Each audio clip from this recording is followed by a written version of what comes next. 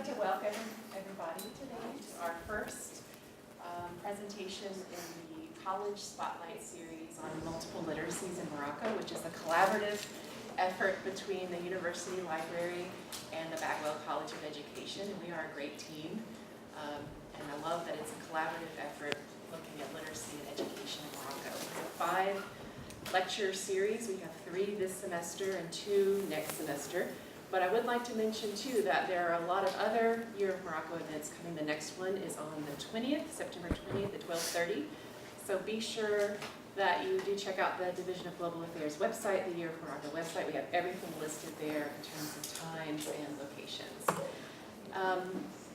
Also, I'd like to mention, and I'm going to pass this around if that's okay.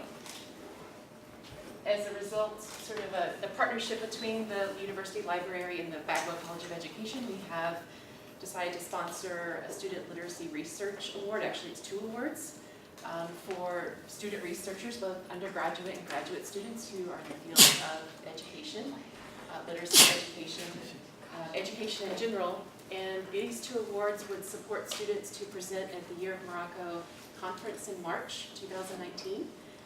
And also would provide them with a $250 stipend. So please take a look at the flyer, go to the library website, look at all of the criteria, and encourage your students or students yourselves and your friends to consider applying for that.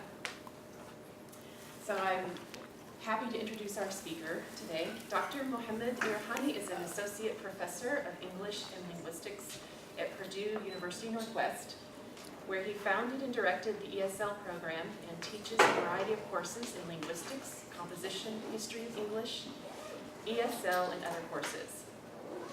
He has also taught at the University of Illinois, Chicago, Al Ahoin University in Ifran, Morocco, and Al Azhar University in Cairo, Egypt, where he was a senior fellow in 2011 to 2012. He has presented and published on language policy in Morocco, and language teaching and learning, and continues to research and write especially on language policy and education in Morocco and North Africa. He has recently been selected for a Fulbright Award to teach and conduct teacher training in Morocco for the 2018-2019 academic year, and will be leaving very soon for that experience.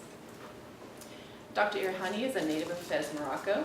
He holds a bachelor's degree in English from the University of Fez, a master's degree in applied linguistics, and a PhD in English and rhetoric from the University of Illinois, Chicago. Please join me in welcoming Dr. Errihani to KSU.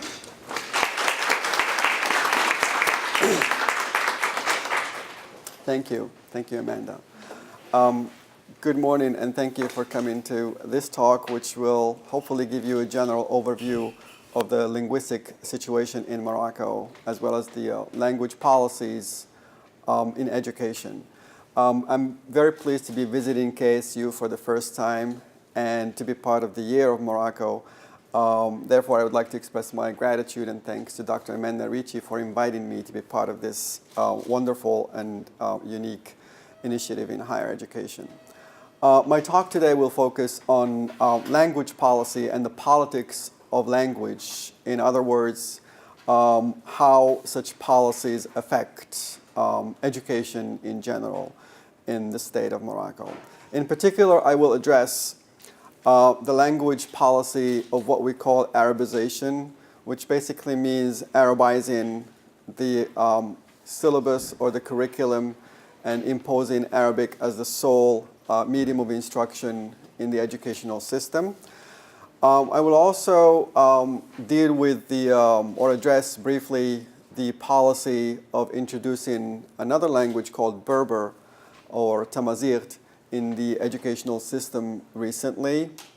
I will also address language attitudes towards these policies, as well as foreign languages in use in Morocco, as well as their roles.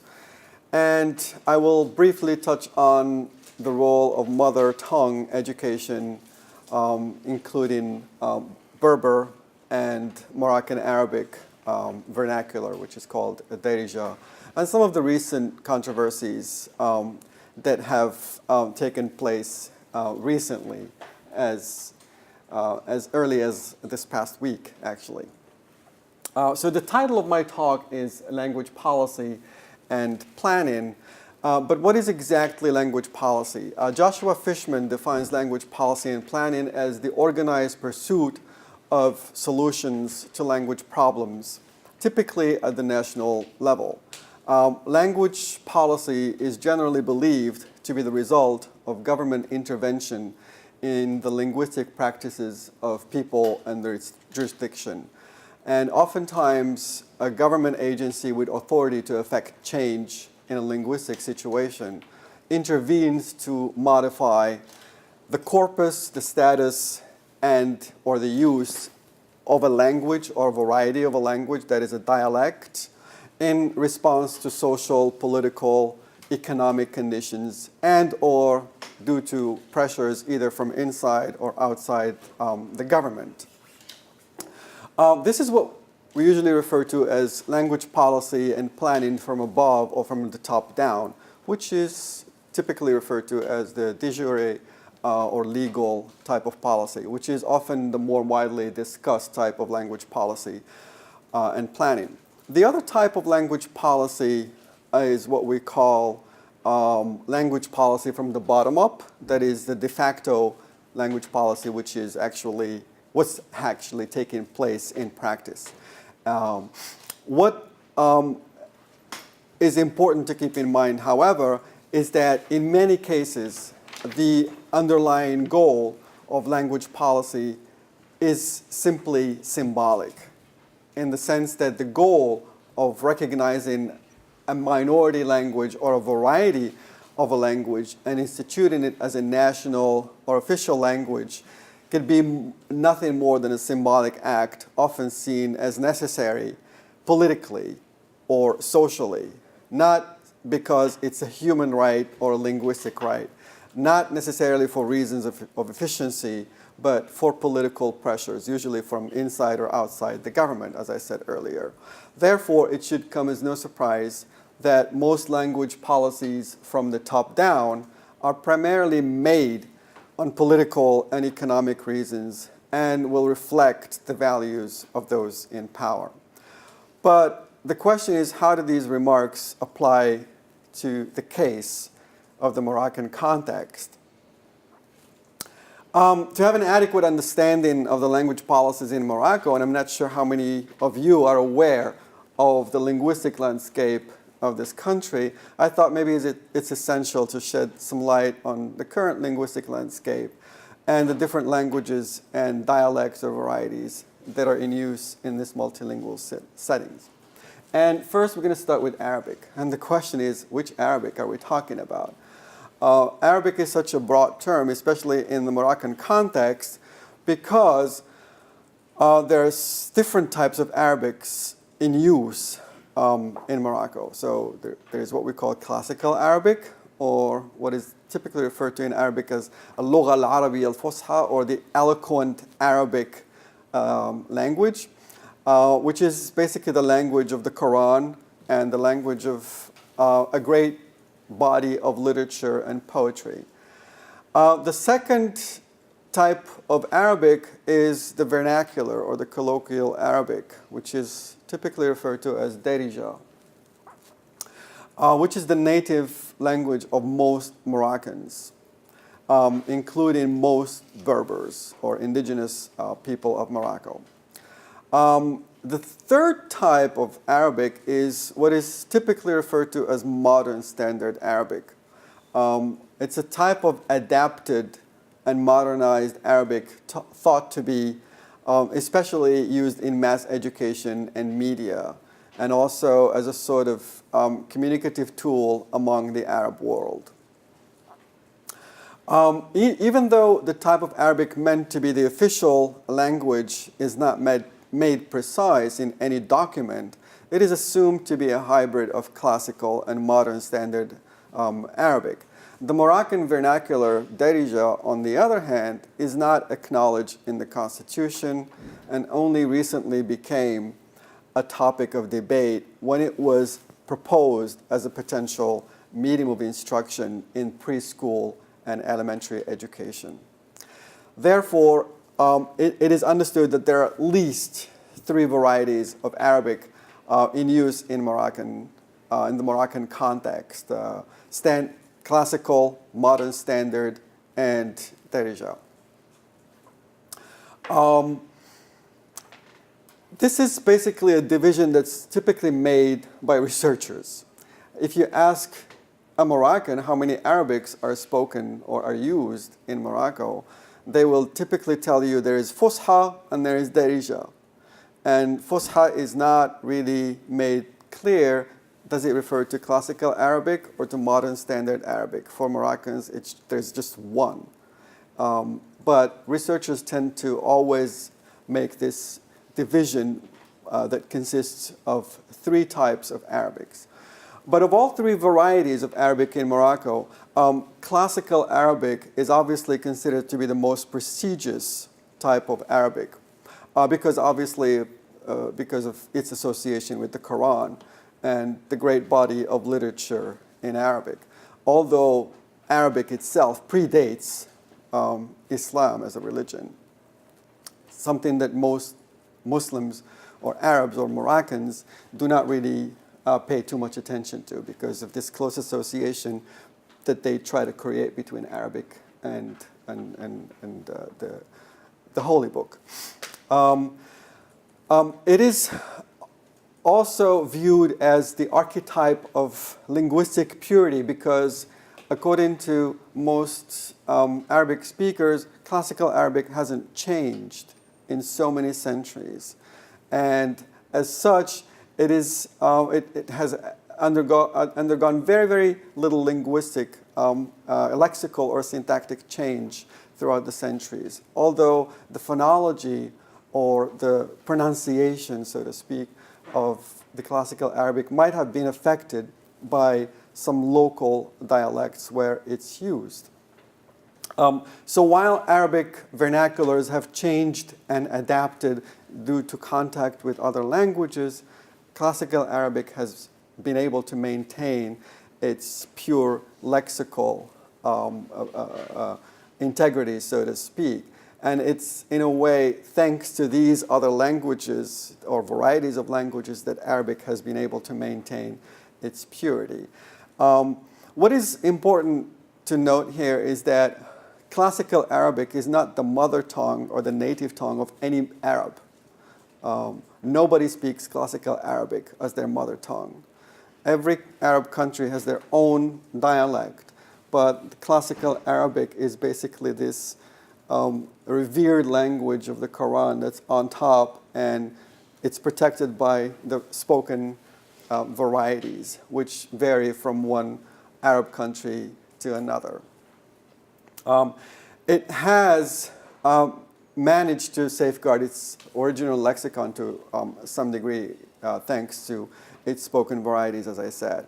So there's what we call a diglossic relationship, or a relationship of diglossia between two types of Arabic. And this phenomenon of diglossia can be discussed when you have two forms of languages. One is considered the high language and one is considered the low language. Arabic is one of those. Greek is another language and German is another language, where you have two types of varieties. One is considered the high language and the low language is sort of a bastard language, so to speak.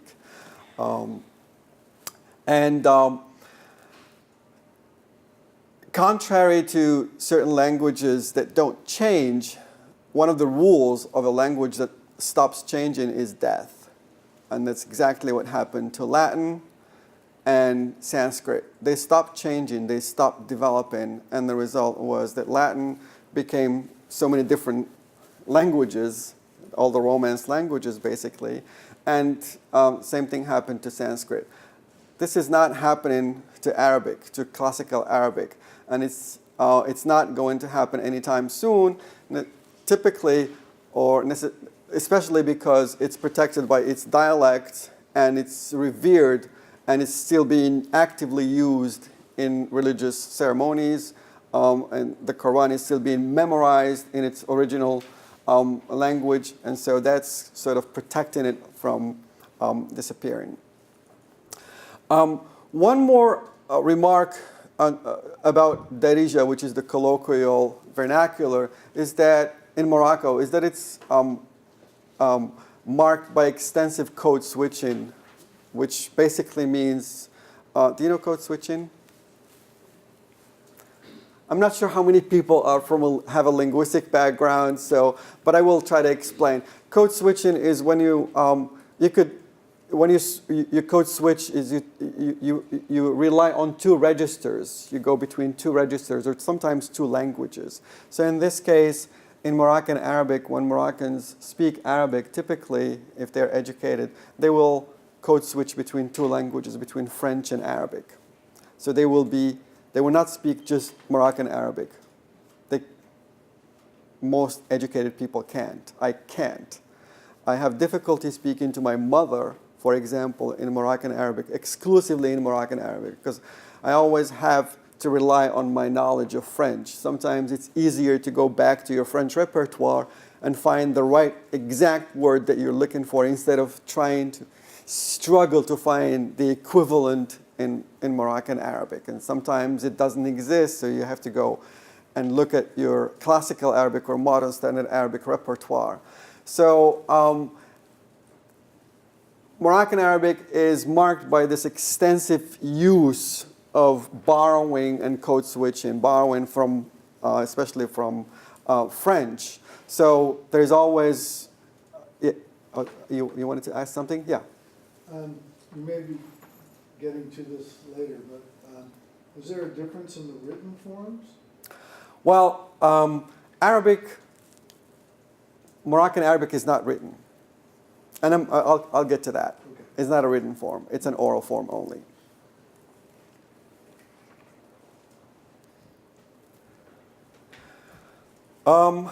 So I said earlier that Arabic is the official language, but although we don't really know which Arabic, and as of 2011, there's a second official language called Berber. Berber is basically the language of the indigenous people of North Africa. Before there was Arabic, before there was Islam, excuse me, there was just Berber land all across North Africa. And in the 7th and 8th century, the Muslims / the Arabs basically came from the Middle East, from the Gulf, and they Arabized and Islamized all of North Africa on their way to Spain and the Iberian Peninsula. So prior to Arabic existing in North Africa, there was Berber, and it's still there. Okay, so about half of the Moroccan population, half of them are about 60, depends. But if you go to amazighworld.org, you will find that 50 to 60% of Moroccans are of Berber descent. But nobody can tell you for sure that I am Arab or I am Berber. No Moroccan can tell you that for sure. I can't. I recently did the DNA test to actually find out who I am, and I'm from all over the place, and which is very typical of all Moroccans. I am 29% Southern European, which basically means the Iberian Peninsula and southern Italy and Greece. I am 18% Middle Eastern. I am about 30-some from North Africa and 11% from Senegal. Go figure. And that's very typical of most Moroccans. My wife, on the other hand, who was from Poland, was 95% Polish and 5% Finnish. So Moroccans are very, very, they come from so many different parts of that region. You cannot really place a Moroccan as a Berber or as a Middle Easterner or as a European.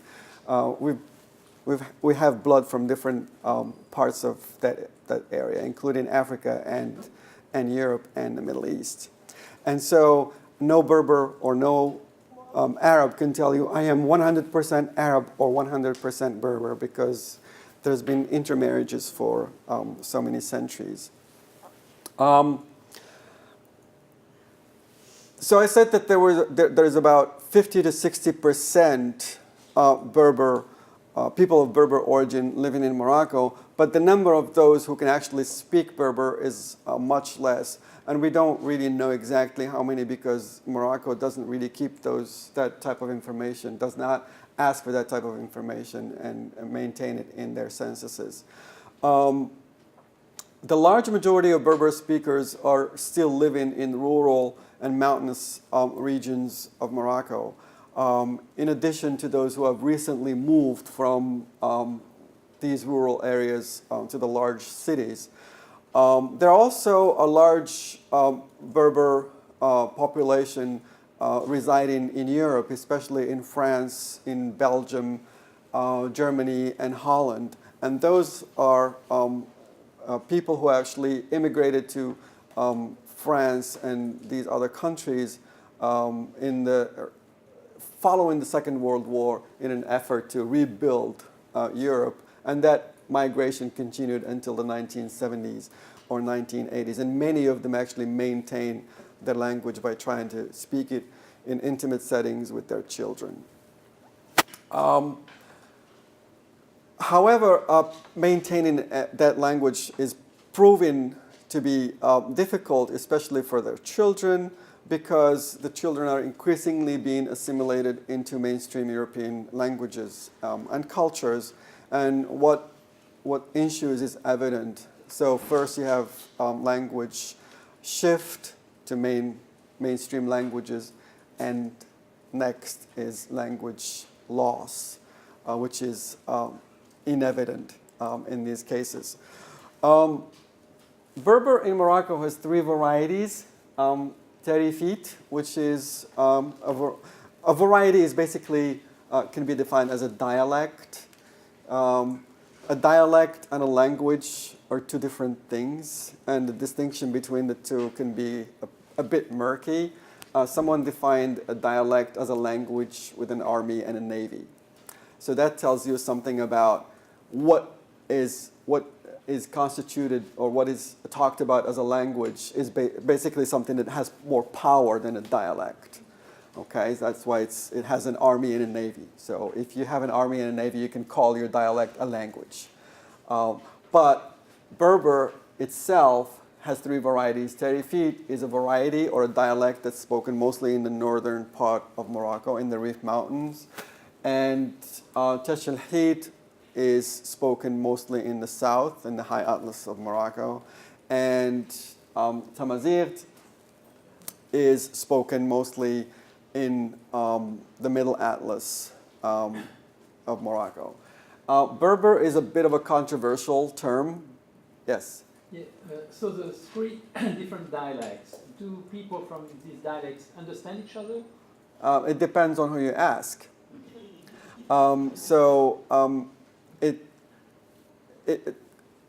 If you are talking about somebody who speaks in the Middle Atlas, that's why I put middle. I'm sorry. Tamazight. Tamazight is the one in the middle, so between the two regions. So the farther it is, the more difficult it is for you to actually understand each other. But according to that's part of this language policy of introducing Berber into the educational system. The question is, which Berber are you going to teach? Is it going to be, because it's not a language. It's a language with so many varieties. So which one are you going to teach these children? According to official discourse, it's just one language. Because they are trying to convince the people who are resistant to this policy that we're introducing just one language and all the textbooks are going to be in one language. So the effort is now to standardize all these three varieties into one language. And the King of Morocco instituted this institution called the Royal Institute of Amazigh Culture. Amazigh is another word for referring to Berber, which basically is tasked with preserving and maintaining the language and also standardizing it. But initially, when they introduced the language into the school system, the educational system in 2003, they went with the idea trying to advertise that we're teaching one language. So anybody who hears it's one language, they don't ask okay, what variety? And they were trying to advertise that they're using one kind of textbook. I was doing a lot of research in this area, and I actually went to this institution to look at the textbooks. Found out that there were 3 different textbooks, one for each region, because the main topics are the same, but the language definitely is different from one region to another, because they cannot understand each other. So they are clearly 3 distinct varieties. I would say there are 3 different languages, because what is a dialect? A dialect is, compare British English and American English. British English and American English are 2 varieties or 2 dialects of English, because you could still meet someone from England and have a conversation with them without any problem. It's not the same if somebody who speaks Tarifi meets someone with someone who speaks Tashlihate. They don't understand each other. Therefore, the definition of what a language and a dialect is shows that these are 2 different languages. Don't tell that to the policymakers and the activists, because they don't want to hear that, because that's going to go against the grain of the policy that they're trying to institute. And who's on the receiving end? It's the people who are actually studying the language, people who are teaching the language. They're confused. We'll get to that in a minute if we have time. So, Berber, as I said, is a sort of a controversial term to some degree, especially among activists, because of the negative connotations that it has, thanks to its original Greek name, barbaros, which means barbaric. But a lot of people think that it has nothing to do with that meaning. A Berber basically is a term that means the indigenous people of North Africa. So some people prefer not to use Berber, and in order to avoid those negative connotations, they will use a term called Amazigh or Tamazight, and both refer to the Berber language. But it gets a little confusing because Berber means Amazigh, Tamazight, and what's the plural of Berber? It's Imazighen. So it gets a little confusing, especially with Western audiences who don't really know these distinctions. So a lot of researchers and educators like me prefer to just use the word Berber. It's so much simpler. So Berber was an oral language until recently. So was Moroccan Arabic. But in order to teach Berber, you have to standardize it. You have to find a form, you have to find a script. If your language is not written, how are you going to teach it? In what script are you going to use? In the Berber movement, or the Berber activists, had 2 camps. One camp that opted for the use of the Arabic script to teach Berber, and the other camp opted for the Latin script because they had a French education and they spoke French, and they were anti-Arab or anti-Arabic, so they were opting for the use of a Latin script. They could not come to an agreement. And so what they did was to find a political solution to an educational problem, and that was to revive a 5,000-year-old script called Tifinagh, which is still being used in the Sahel, which is sub-Saharan Africa, around Niger and Mali, among the Tuareg people. So they revived that script, and they came up with a new alphabet that no one in Morocco knows or knew before 2003. So everybody was learning the new script, including the teachers. So imagine a teacher, and I did go, during my research, I did go to some classrooms where Berber was being taught to observe how it was taught. And basically, after talking to the teachers admitted that they had to learn and memorize the alphabet to be able to teach it the next day. to their students. And so when I observed what was going on in the classroom, it was purely a translation course between Berber and Arabic, Moroccan Arabic and Standard Arabic. So the teacher would say, so what is this in Arabic? So she would write the word, and the students are supposed to have learned that script the night before, if they did their homework. Then they would go back and forth translating. That was the worst thing I've ever seen in a classroom. But for the politicians, and that's why we call it language policy, it's basically politics. For the politicians, that's not their concern. Their concern is that Berber is being taught to all Moroccan children. That's it. How? Who is teaching it is something that takes the back burner.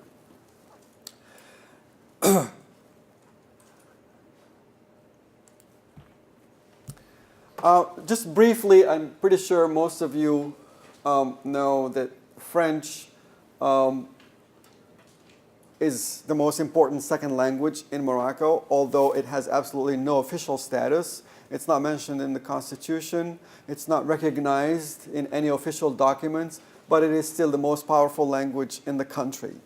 And it was the official language during the Protectorate, or when Morocco was colonized by France from 1912 to 1956. It is the most dominant language because it's the language of economics, it's the language of technology and science and communication with the outside world. It has no official status, and it's very controversial because of its connection with colonialism. The second most important foreign language is Spanish. It is a colonial language because northern Morocco used to be part of Spain, also in the early 20th century, but it is still a very influential language, especially in cities such as Tangier and Tetuan, where most people would speak and understand Spanish because of the proximity. Remember that Spain is only 8 or 9 miles away from Morocco. And obviously people in the northern part of Morocco listen to Spanish radio stations and Spanish television more than they do Moroccan radio and television. So it's very alive and well in that part of the world. It was also an important language in the southern part of Morocco, the so-called Sahara or Western Sahara or Moroccan Sahara, however you want to refer to it. That part of Morocco was part of, according to Morocco, it was part of Morocco before Spain took it over. And then Spain relinquished its hold on this part of Morocco now in 1975, and it was a Spanish-speaking region. Now Morocco took it back, but its Spanish is still being used there to some degree. English is sort of a language of the future.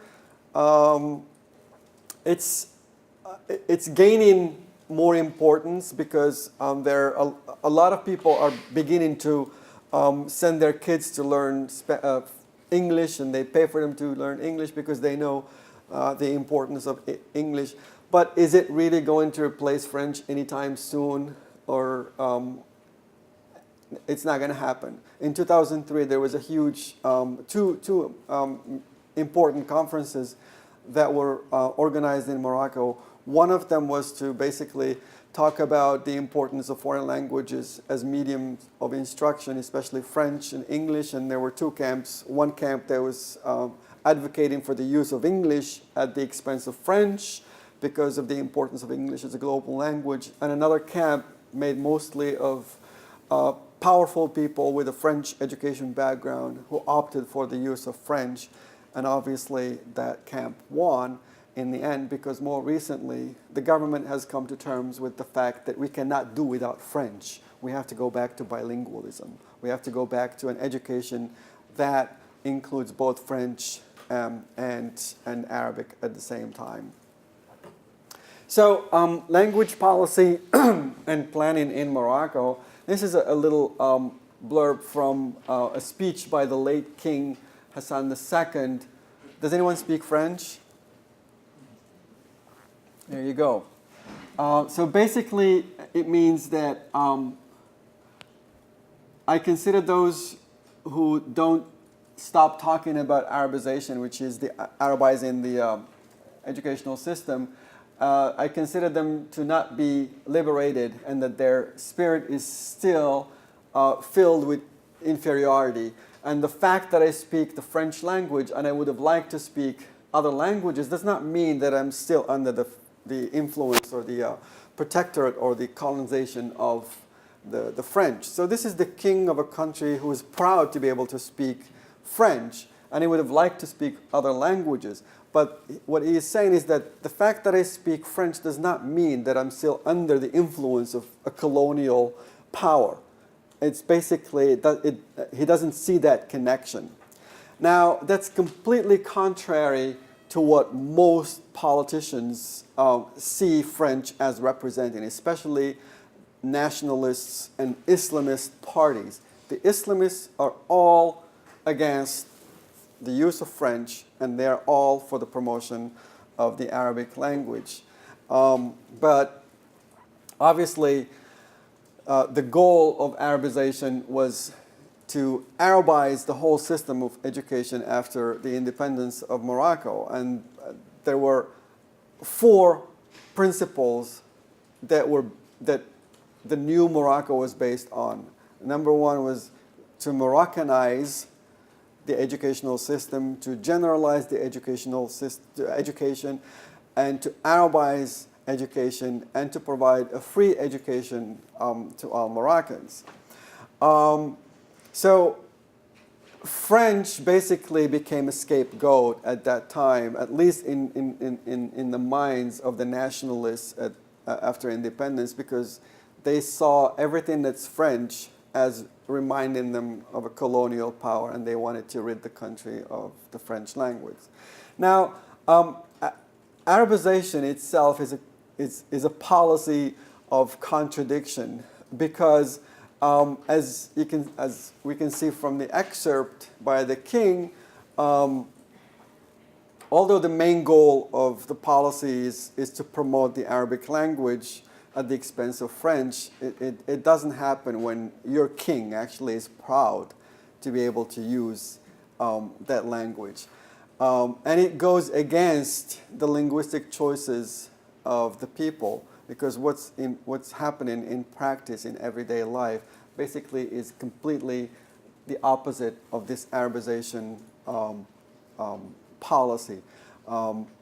So despite the many efforts of this policy of Arabization to get rid of the French language from the linguistic scene in Morocco, it became obvious by the end of the 1990s and the early 2000s that such a goal could not be achieved.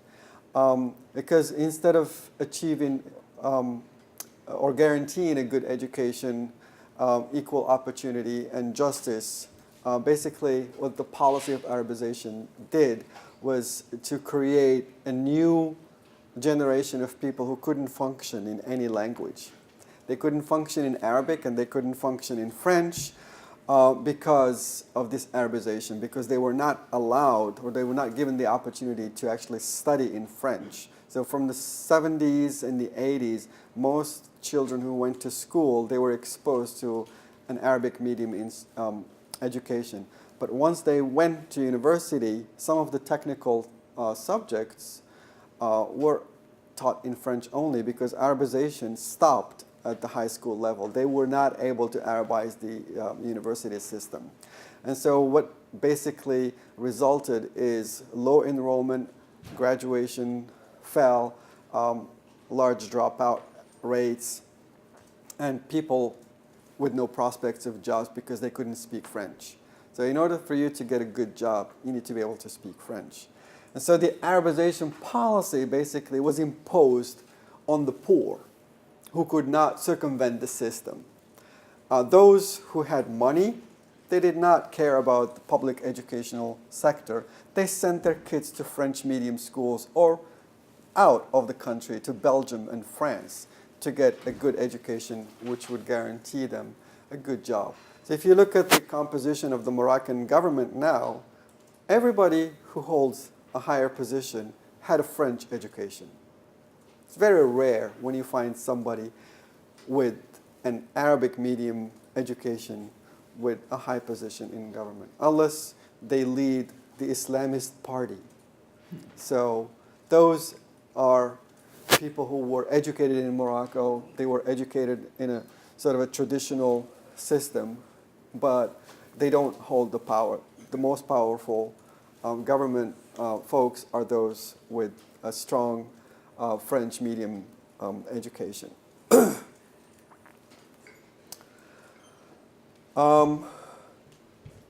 So one of the realization by the end of the 1990s is that the educational system in Morocco is breaking down, and so they needed to do something. So they came up with something called the Charter of National Education in 1999, which basically pledged to provide resources to reform and develop education. And part of that, this charter didn't really succeed because it did not achieve its stated goals of replacing French with Arabic on the educational scene. So what happened after 10 years, they decided to cook up a new policy, which they called the emergency plan or the Najah plan. Najah basically means success plan. Because these initiatives were funded by outside agencies, especially by the UN agencies, and they needed to see results on the ground.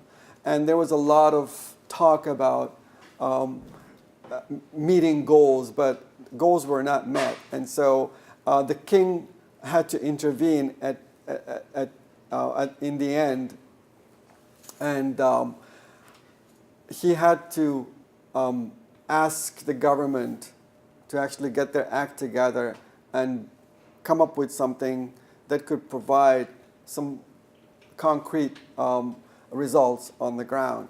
And so he set up a new institution that's basically advising. It has an advisory role. And so the Ministry of Education in Morocco is no longer in charge of making policies at this point. It's this advisory institution set up by the king that basically advises them on how to proceed. And so as recently as a few months ago, they came up with this new policy that French has to go back to the educational system. They have to have French, or they have to have bilingual education starting from elementary school. And that's not a decision that was made by the Ministry of Education. It was a completely different institution set up by the king himself. And anything that's set up by the king is basically something that nobody can say no to. So when this institution provided them with the results of their so-called research, they said, so sure, we can implement this. So now it's back to bilingual education. So children will no longer be studying just in Arabic, but both Arabic and French, yes. At the elementary level, is it trilingual? At the elementary level, I would say it's more than trilingual because both the 1999 and the 2015 charters talked about introducing 2 foreign languages at the elementary school level. Now, keep in mind that Moroccan Arabic is different from classical or modern standard Arabic. So when a child goes to school, they're not taught in their mother tongue.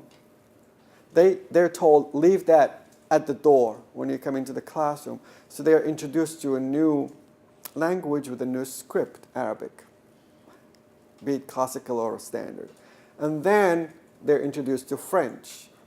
And then there's a third language, we're assuming it's English, and then Berber now. So we're talking about 4 languages with 3 different scripts. So we all understand that children have this unmatched ability to acquire new languages, but 4 new languages in the span of 4 or 5 years, I don't even know what to call it. I can completely understand introducing one foreign language at the elementary school level. It helps. I went through the system. One thing to keep in mind is that there's this talk that you're introduced to Arabic in elementary school, but most of the instruction is done through a mix of Moroccan Arabic and Standard Arabic, because the teachers themselves don't really speak Standard Arabic, because Standard Arabic is not a spoken language. It's a written language. So people speak a language, but once you go into the classroom, you're asked to switch. Forget about your spoken language. Now use the written language in a spoken form. It's so unnatural. Are you confused yet? Because this is confusing. It's very confusing. Because this doesn't happen when you think of English. The English that you speak at home is sort of modified a bit when you go into the classroom. So there's an informal register and a formal register depending on who you're speaking to. The written form is more or less the same. But in the Moroccan context, we're talking about completely different languages being used from outside to inside the classroom. So it can be extremely confusing and challenging. Now, one of the main changes in the language education policy in Morocco is this Ministry of Education turnover. The Ministry of Education is like the Secretary of Education. And so in the last few years, there were 3 different leaders, 3 different ministers. Whenever the king is not happy with someone, say, all right, get out. Let's bring in somebody else. What happens to that somebody else who comes in? They don't care about what was done before. They don't want to continue the work that had been done before because they want to have their stamp or new project. So there is discontinuity, and obviously who's going to be on the receiving end of those bad policies? Students, the teachers themselves. And so this is a huge issue that's plaguing the educational system in the country. But one thing for sure is that it seems that recently Moroccans in general and the Moroccan government has come to terms with the fact that bilingual education is the only way out of this mess. We have to go back to the way things were. We have to be able to teach children in both Arabic and French, because Arabic has obviously failed to do the job that they were hoping it would do because of resistance from the people. And a language policy cannot succeed if it goes counter to people's linguistic choices. So you cannot convince me to teach my child a language that I know is not going to be an instrumental language for their future. I want my child, and this applies more to the Berber language policy, because Berber has been imposed on the Moroccans simply because the Berber language is turned into a political problem for the nation, and and for the government. And the government wanted to contain the Berber problem. They did not want to have a separatist movement in the country, and that's why they decided, okay, let's teach the Berber language, so hopefully that will keep them quiet. But that did not take into account the other half of the Moroccan population who do not want their children to learn Berber. They do not want their children to have anything to do with a language simply because it has a political side to it, or maybe the Berbers who did not teach their children Berber when they were growing up have this emotional attachment to the language. People are becoming more practical and pragmatic about their linguistic choices. So I want my child to learn an instrumental language that can help guarantee him or her a job in the future. And Berber is simply not going to do that. It has more of an emotional attachment, not necessarily a pragmatic one. And so there is a great deal of resistance to the implementation of Berber in Moroccan schools, and that includes the teachers themselves. Even the teachers who are tasked with teaching Berber sometimes, they prefer not to do Berber. They prefer to work on other homework assignments that the students didn't get to finish instead of actually teaching Berber. So government discourse, official discourse will tell you that the Berber is doing fine, it's being taught, but when on the ground, it's not really happening. And because of opposition, because people's linguistic choices basically differ greatly from what the official discourse will tell you. But again, in general terms, there's this coming to terms with the idea that French is necessary and we cannot do without it in the educational system in Morocco. And you could tell this by just turning on the Moroccan TV. 10 years ago, when you turn on Moroccan TV, they're programming that's exclusively in Arabic, and you will not hear French words. And that's contrary to how actually people speak. But that has changed completely. Now you see all the shows and interviews, they're all done in real language, the real language that's actually spoken by real people, which basically tells you that Moroccans have made peace with who they are. They're not just Arabs. They're Arabs who are influenced by so many different cultures. They're influenced by the Berbers, by the Africans. They're influenced by the French as well, because French represents a huge importance and has influenced the Moroccan culture to a great deal. And I think they have come to that realization, and they're trying to implement that again in the educational system. The last point is mother tongue education. What about Darija? Are we going to teach Darija? And this is something that's caused a lot of controversy. In 2013, I was invited to go and speak at this conference in Morocco, and part of the conference dealt with mother tongue education. And those who actually, there were some researchers who actually dared say that we should teach children in their mother tongue. They were ridiculed, they were insulted, especially by the Arabists and the Islamists, who think that Darija is a bastard language. It has nothing to do, we should not even think about introducing it in the educational system. Unfortunately, most of these insults and hate speech, so to speak, come from people who don't know anything about education, who don't know anything about languages, and who are only interested in the idea that Arabic means religion. And once you say that you're going to introduce a foreign language, because Darija is almost like a foreign language being introduced, they're afraid that it would constitute more competition and would corrupt the purity of the Arabic language. And as of last week, there was heated debates and discussions in the parliament about the introduction of 3 words in a textbook, and those 3 words were from Darija. And the 3 words are very unique to Moroccan culture. There's these 3 items in Moroccan desserts that don't exist in other cultures in Morocco, in the Arab world. Moroccan cuisine is very, very different from Arab cuisine in general. And there's one is called bagrir. You know bagrir? There is no equivalent to bagrir anywhere else. They're sort of pancakes. And the other one is briwat. I don't even know how to explain briwat. And ghoriba.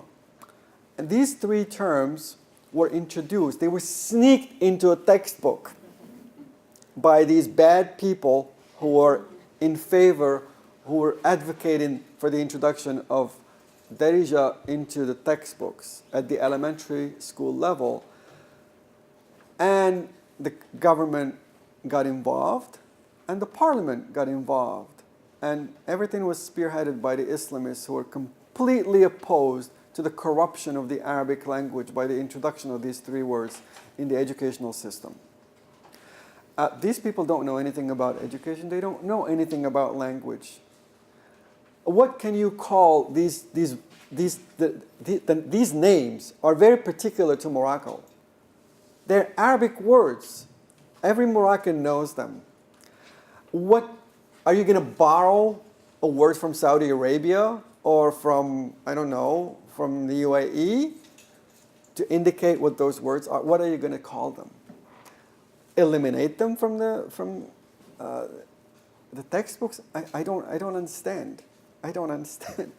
So this is the latest controversy in Morocco: the introduction of Darija words in the syllabus, in the curriculum of some textbooks, and it's just it's raging everywhere. Social media is going crazy, and unfortunately, most people are opposed to the introduction of such words because most people don't understand that language changes.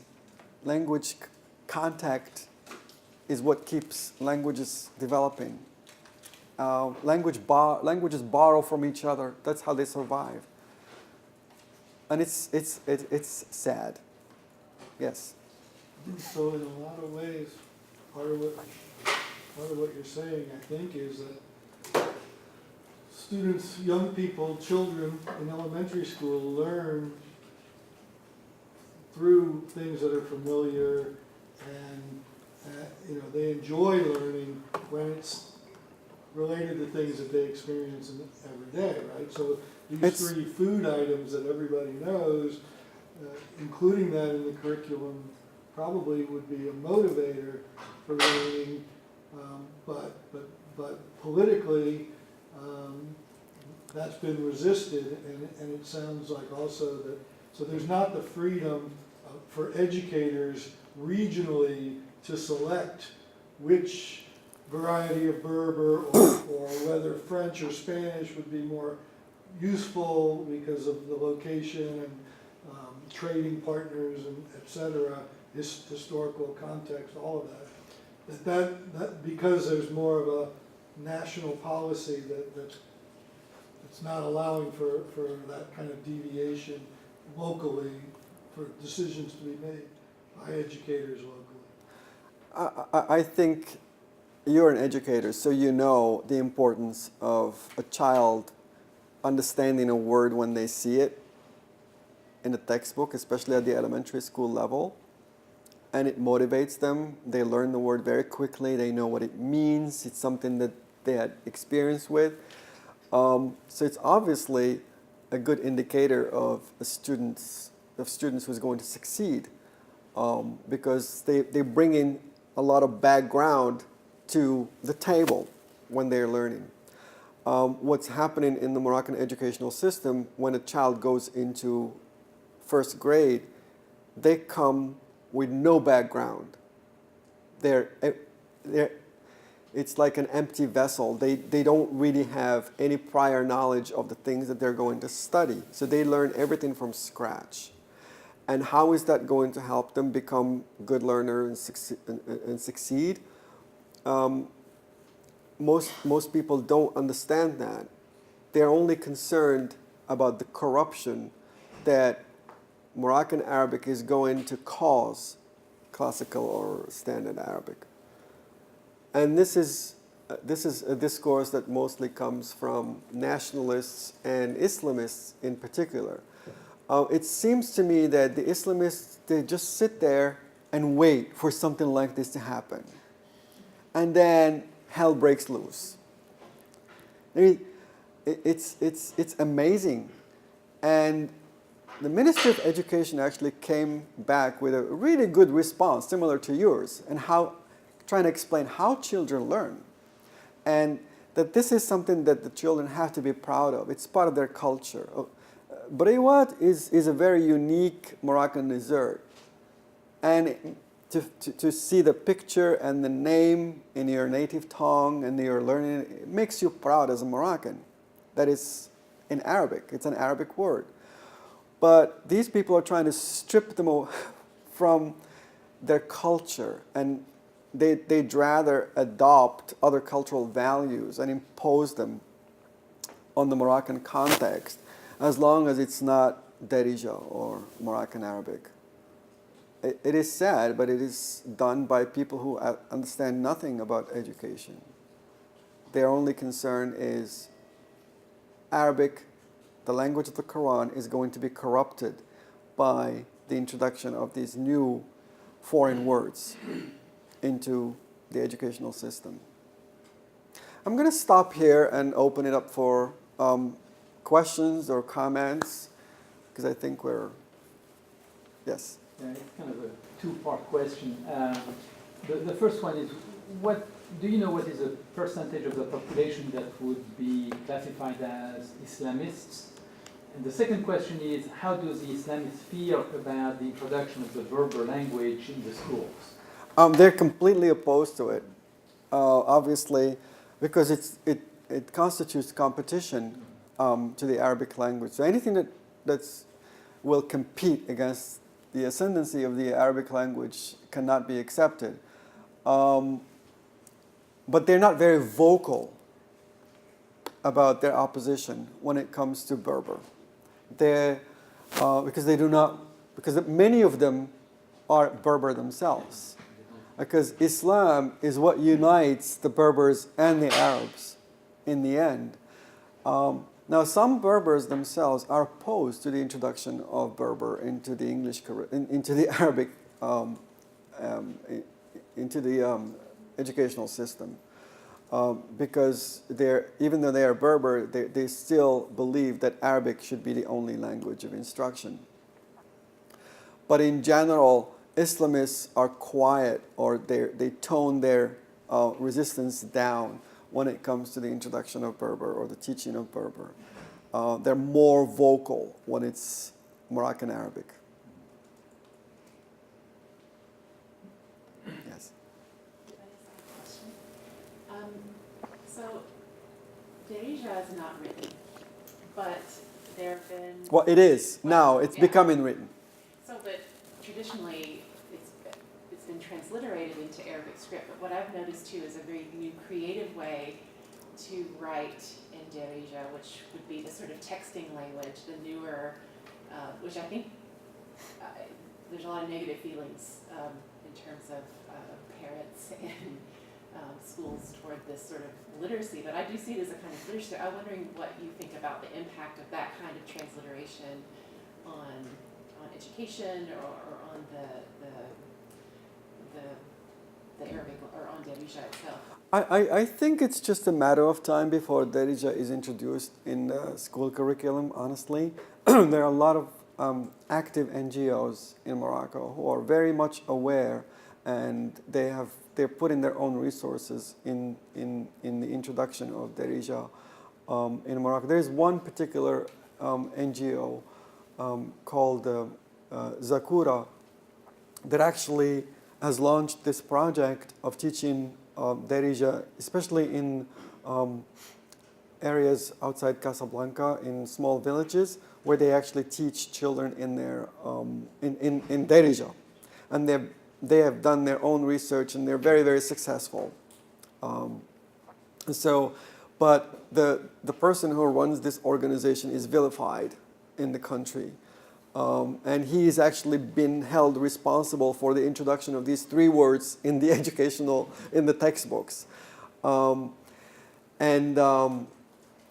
But I'm pretty sure there are a lot of people who are becoming convinced that Darija can help, especially in elementary education, and there is nothing that we should be ashamed of when it comes to Darija. Darija is becoming more and more a written form, especially in social media.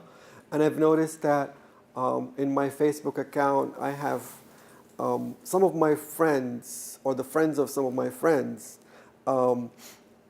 tend to write more in Darija, and even using the Latin script Right. lines.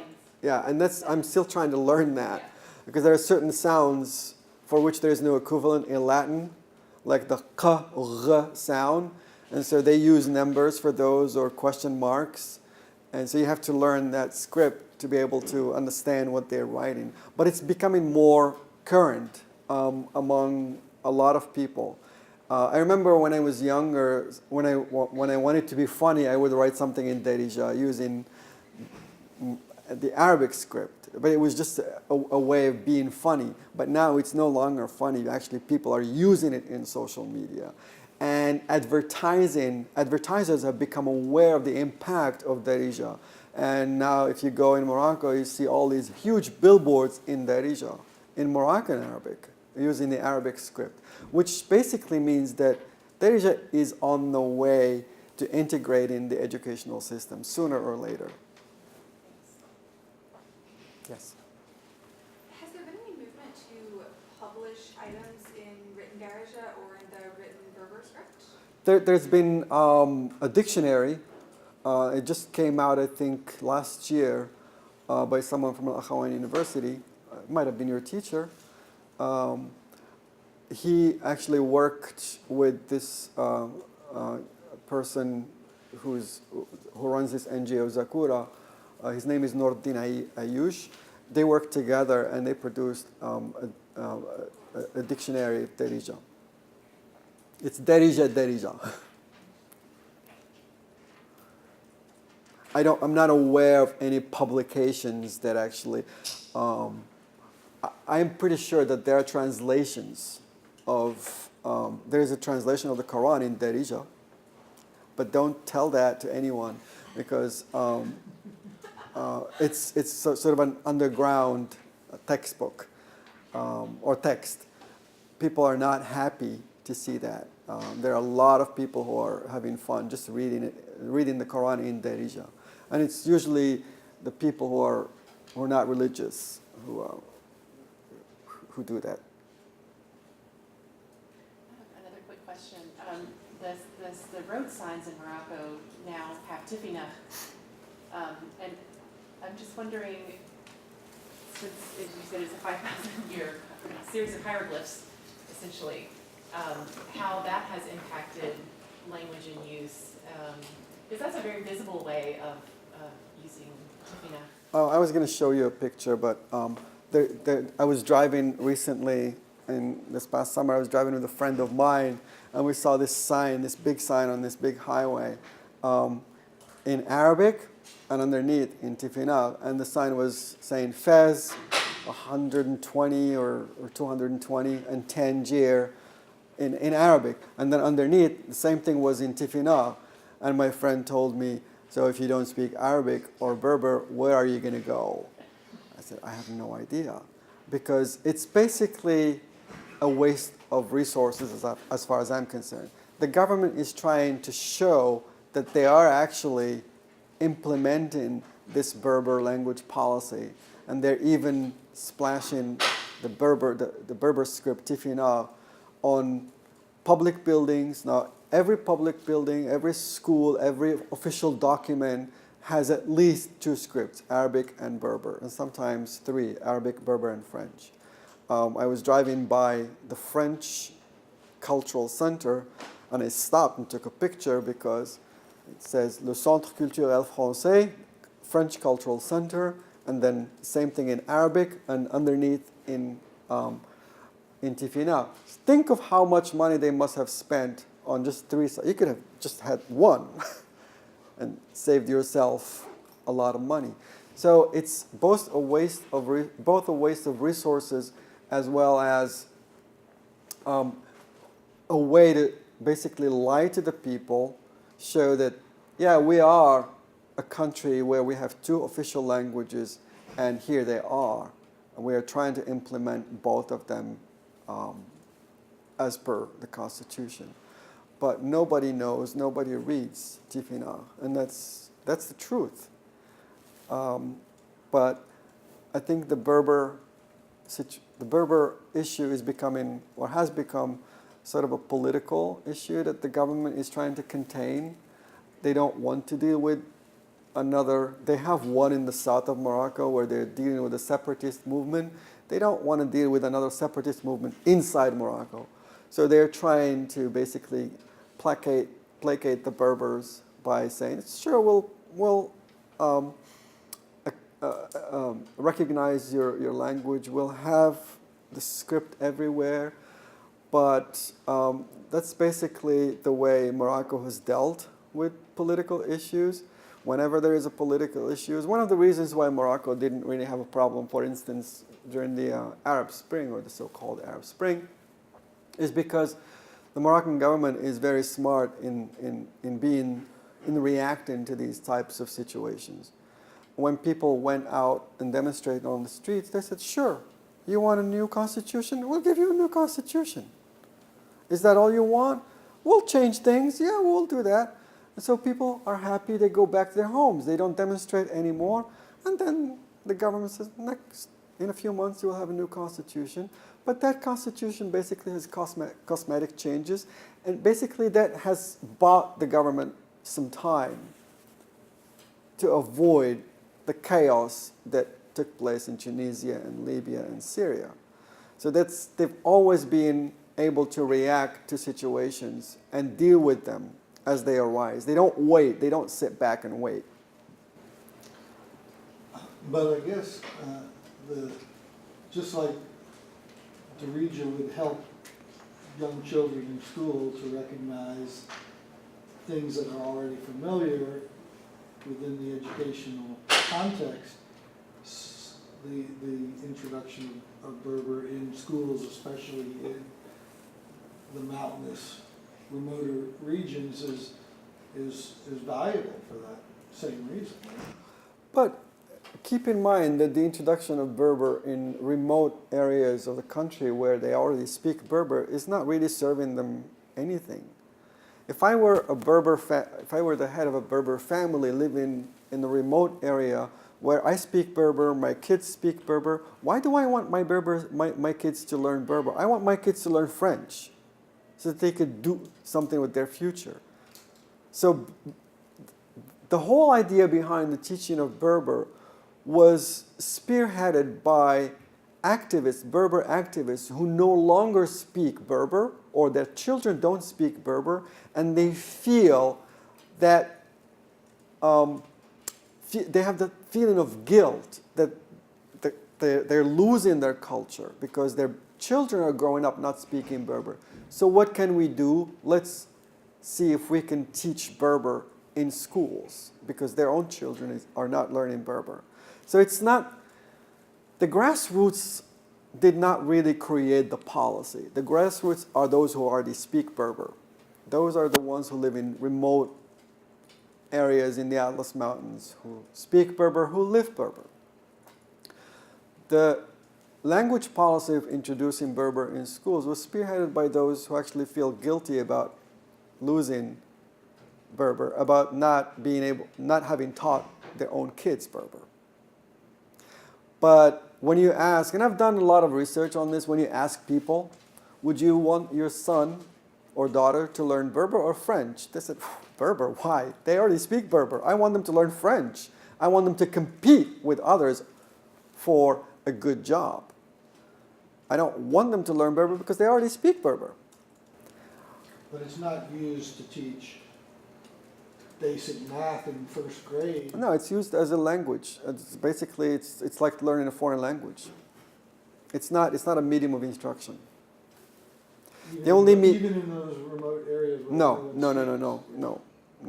Well, first of all, you don't have teachers. So when the policy was instituted, they decided to make it mandatory for all children who go to school to learn Berber, regardless of their ethnic or linguistic background. So you send your kid to school, he or she has to learn Berber. Who's going to teach them Berber? They didn't have any teachers. So they tried to organize some training sessions for teachers who volunteered to teach Berber simply because they were of Berber origin or they spoke some Berber. But it didn't really work because those people some of them were not interested because the government really was not serious about implementing the policy. and some of them were viewed negatively in the schools where they were teaching Berber. Some of their colleagues, there was a bit of friction with their colleagues. Like, why are you teaching Berber? Why don't you work on French or have students work on their Arabic? Why introduce a new language? You're just wasting your time. That type of criticism. And they didn't really feel comfortable doing it anymore. So the whole policy of teaching Berber was flawed from the start, because it didn't really take into account the views of the grassroots, those who are going to be on the receiving end. Do they want to be taught Berber or not? When you have a top-down policy that doesn't take the views of those who are going to be affected by the policy, it just never succeeds. It never does. And that's exactly what's happening now. And the Berber activists will continue to demonstrate their unhappiness and criticism of the government as not keeping its promises. But life goes on until a more pressing issue surfaces, and then attention will be diverted to something completely different. It's just the way things work. Any other questions? Yes. For literature-based, what language is used as classical Arabic, right? Like for novels, like in the publication here?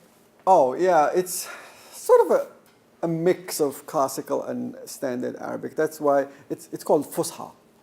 Fusha for Moroccans is a sort of a mix between classical Arabic and modern standard Arabic. So modern standard Arabic is mostly used in the media and mass education. But for publications, so if you're writing poetry, for instance, you would probably rely more on classical Arabic because of the wealth of the lexicon, vocabulary in the classical Arabic, more than standard Arabic. Modern standard Arabic is sort of an easier form of classical Arabic. Classical Arabic is difficult to understand. Say you're reading Chaucer in Old English, that would be the equivalent of classical Arabic, as opposed to Shakespeare would be standard Arabic, and contemporary English would be Derija. So if you were to classify them into those three categories. We have time for just one more question. Okay, well, thank you, Great. Dr. Errihani. Oh, she one more question. I don't have a question, but I do want to thank you for coming to Kennesaw State University. great. And I'm an alumni here, and thank you for your scholarship. I'm interested in visiting Morocco, and I just thought this was an interesting opportunity to come and learn more about the language. And I just find it fascinating and beautiful. I think it's an interesting place that the Moroccan people are at, embracing the future, possibly incorporating more English, and definitely understanding the importance of the French language in order to reach out to the rest of the world. But I find something very grounding about just the old language, and I think it kind of gives the people a sense of self-determination to have that, whether or not it's more, like historical or like art-based or, some kind of way having that, I think, like in the psyche. I think it does something to build the people up to kind of know more about where you're coming from. Yeah, regardless of absolutely, where you yeah. end up. Thank you. Thank you very much, Dr. Errihani. Thank you. Thank you very much.